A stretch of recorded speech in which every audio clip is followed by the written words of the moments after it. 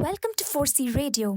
We're broadcasting from the central campus of Christ University, Bangalore. 4C Radio is brought to you by the Department of Media Studies. For all those who are looking for a platform that focuses on communities, commons, climate, and communication, this is the place to be. What's more, this station is run by a diverse community of students and dedicated faculty members.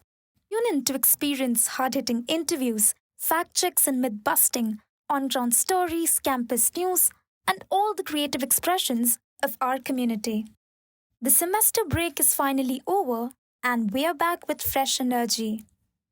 We're bringing you stories that hit hard, voices that demand to be heard, and the kind of journalism that doesn't look away. Buckle up, because 4C Radio is back, and this time, we're not holding back.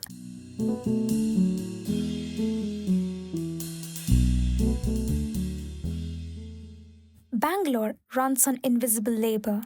While glass stars rise and startups bloom, a parallel economy hums beneath, one powered by women you pass but rarely see. They arrive by bus, by train, sometimes even on foot, journeying from distant villages and towns to Karnataka's capital. Over 20 lakh migrants call this state their workplace, and among them are countless women seeking what home couldn't provide: steady income, a chance at stability, maybe even freedom. But what awaits them here? Kitchens that aren't theirs to rest in, paychecks split down the middle, streets where being a newcomer means being treated with suspicion, jobs without contracts, security, or respect. These aren't just workers, they're mothers funding school fees from afar, sisters shouldering family debts, young women navigating a metropolis that offers opportunity with one hand and isolation with the other.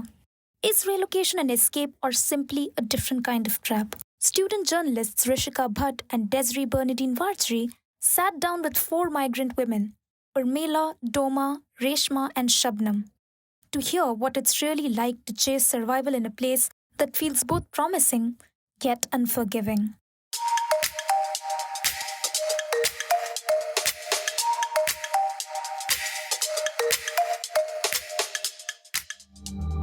Every morning, as Bangalore's streets fill with sounds of buses, auto, and office chatter, thousands of unseen journeys converge here.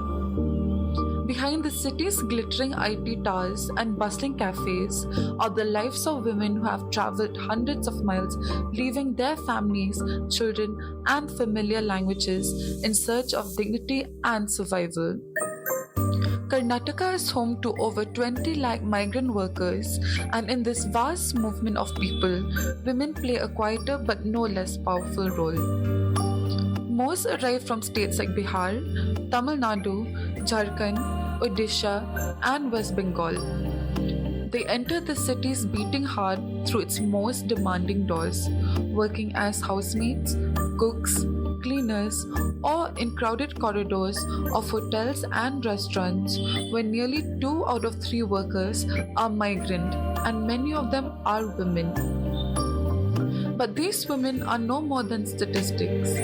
They are mothers sending their every spare rupee home for their children's education, daughters carrying the weight of their parents' survival, and young women trying to carve out independence in a city that often treats them like outsiders. Today, we bring you the voices of 4 such women: Urmila from Nepal, Doma from Sikkim, Reshma from Tamil Nadu, and Shabnam from Bihar. Together, their stories reveal a simple but piercing question: does migration to Bangalore truly promise a better life, or only a harder struggle?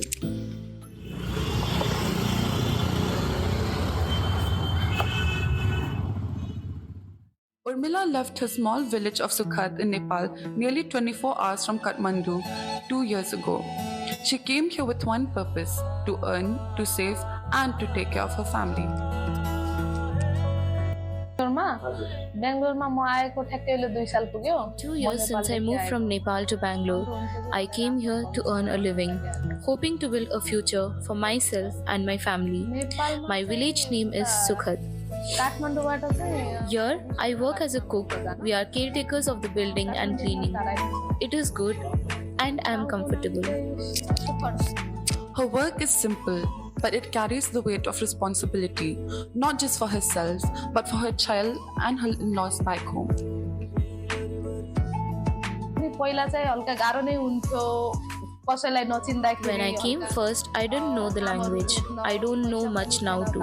But yeah, it is used to be really challenging from how to get work, meet people, earn money. We didn't have much work, but now it's much better.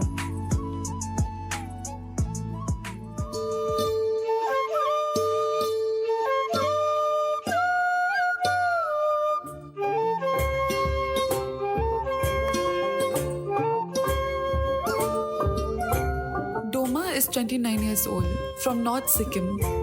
She has lived in Bangalore for 8 years now. She lost her parents and so she migrated for her brothers, for her family, not for herself. Actually, कमाने के लिए आया है इधर. Actually, I've come here to earn for my family because I don't have parents. I have brothers. I've come here because of them. पहले सोचा था बहुत पैसा कमाएगा. पर बहुत एक्सपेंसिव है Bangalore. Earlier, I thought I would earn a lot of money, but Bangalore is very expensive, so I don't have much salary. It's less, so it's very hard. Earlier, I thought it would be easy, but no, it's not easy. Now it's hard to earn money. Her expectations of the city quickly clashed with reality. What she hoped would be easy has become a constant struggle. Safe तो feel नहीं होता है, supported भी नहीं है क्योंकि हम लोग नॉर्थ ईस्ट का है. I don't feel safe. I don't feel supported either because we are not from here. People look at us differently. They treat us like we are from another planet. We are not safe. The girls here are not safe. The girls abroad are also not safe. For Doma, safety is not just a concern. It is a shadow over her every day in the city. 30,000 आया तो आधा घर पे भेजा, आधा अपने पास रखती हूँ. और मैं मतलब If I get 30,000 salary, I send half of it home and keep the other half with me. I don't live alone. I live with my roommate. She pays half and I pay the other half. That's how I manage it. Even with limited income, survival is a balancing act. Half for home, half for rent and food, and just enough to continue.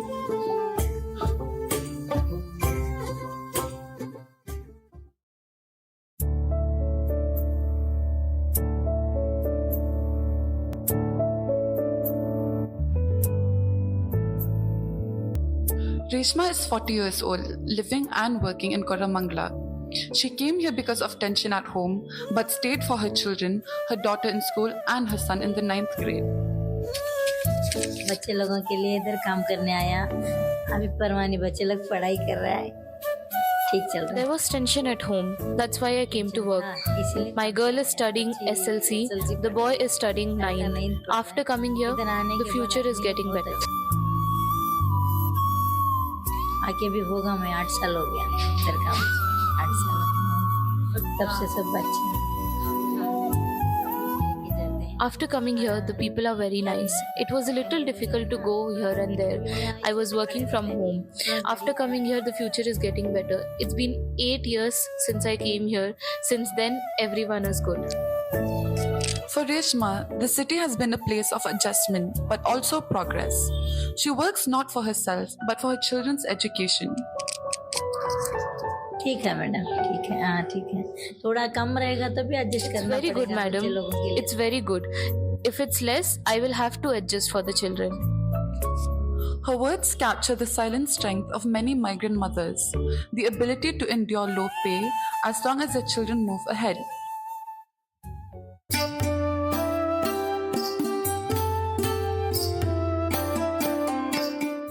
Shabnam is just 20 years old, but she has already been working in Bangalore for 5 years. She came as a teenager from Bihar, and today she works as a hostess in the evenings. मैंने ये काम सोच कर आया था और मैं वही काम कर I रही have हूँ. been working here for 5 years. It has been a month since I came to this company. I work as a hostess here. I work from 5 to 12 in the evening to night. या मैं mummy papa को Yes, I send money to my Manage हो parents. जाता है. Yes, after coming here, I can manage it. I have a lot of interest. For Shabnam, supporting her family is the core of her work. The little she earns is shared with those back home. नहीं, मैं family के साथ रहती हूँ तो मेरे I live with my family, so I don't feel unsafe. अगर इससे बेटर मिला तो मैं जा सकती हूँ. Even if अगर I इससे get better than this, I can go. If I don't get better than this, I can't leave.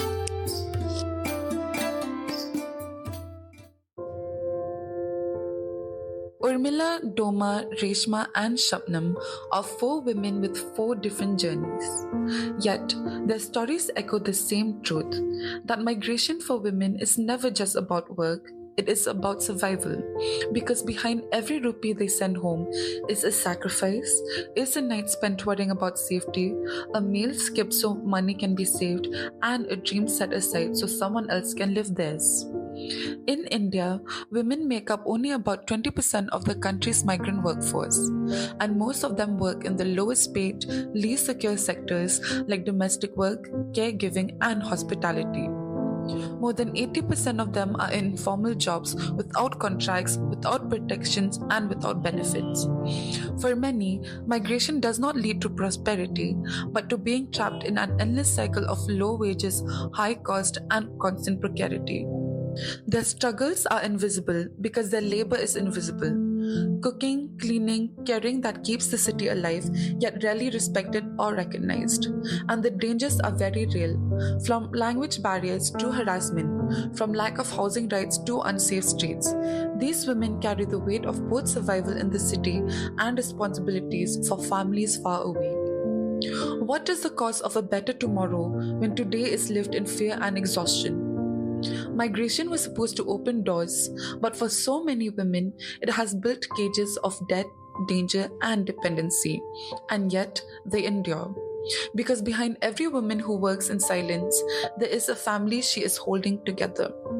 The cycle will not break until their labor is seen, valued, and protected. Migrant women should be treated not as outsiders, but as citizens of the very city they sustain. Until then, their stories remain the same, with journeys of sacrifice, survival, and resilience. This was Dreams in Transit. Thank you for listening, and may we never forget the women whose struggles built the world around us.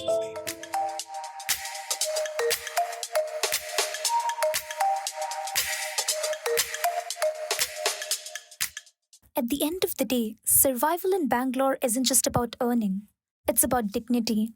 When our student journalists reached out, many women were too hesitant to speak, too uncomfortable to share their experiences. For them, every day is simply about fighting to survive. The 4 voices you heard chose to break that silence. As this city continues to thrive, one truth remains. Unless migrant women are afforded fair wages, safe working conditions, and the protections they deserve, their struggle will persist. The city that they build must see them not as outsiders, but as people who truly belong.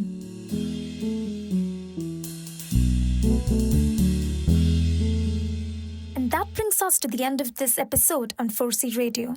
Every student has a story, and this is the place to share those. These stories can be about everyday experiences to big ideas, from campus conversations to issues that matter to all citizens.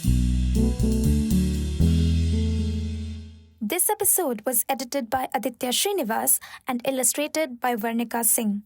And I am Jinsu Sarah Georgie, signing off for now.